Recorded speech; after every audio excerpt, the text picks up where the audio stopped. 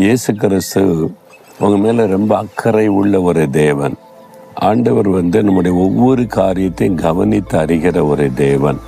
நம்முடைய நினைவுகளை தூரத்திலிருந்து அறிகிறார். நம்ம துக்கமா இருக்கிறோமா, சந்தோஷமா இருக்கிறோமா, அல்லது சோர்ந்து போய் இருக்கிறோமா, எல்லாமே அவருக்கு தெரியும்.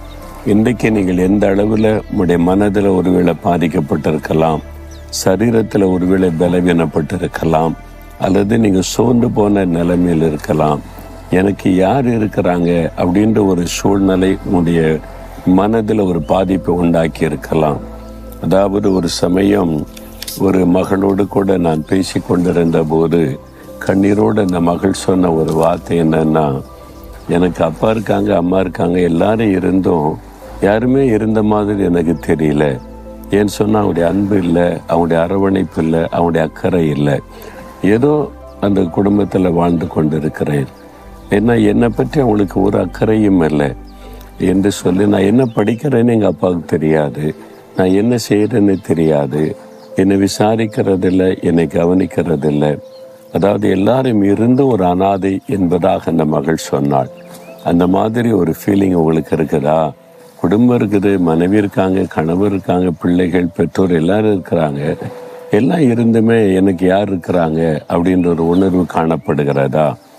எந்த சூழ்நிலையிலையும் உங்களுக்கு ஒருவர் உண்டு.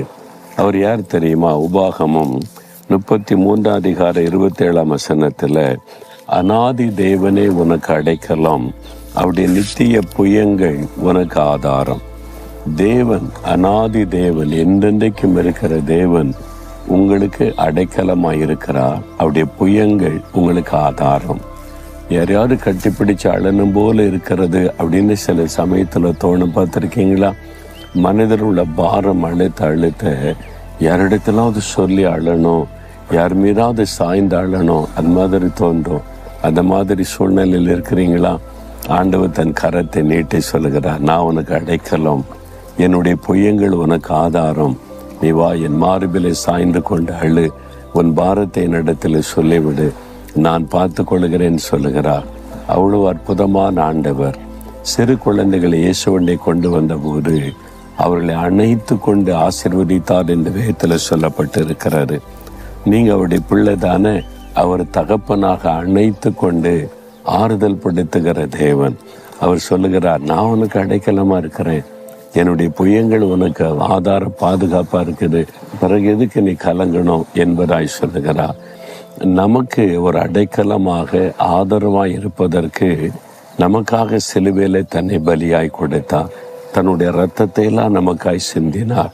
அவர் சொல்லுகிறார், என்னுடைய தழும்புகளை பார், உனக்காகத்தானே, என்னுடைய காயங்களை எல்லாம் பார், உனக்காகத்தானே, உன் மீது உள்ள அன்பினால உனக்காக எல்லாத்தையும் நான் சகித்து கொண்டேனே, என்னுடைய புயங்கள் உனக்கு இருக்குதுவா, என்னை நீ சார்ந்து கொள் என் ஆண்டவர் அன்போடு கூட சொல்லுகிறார்.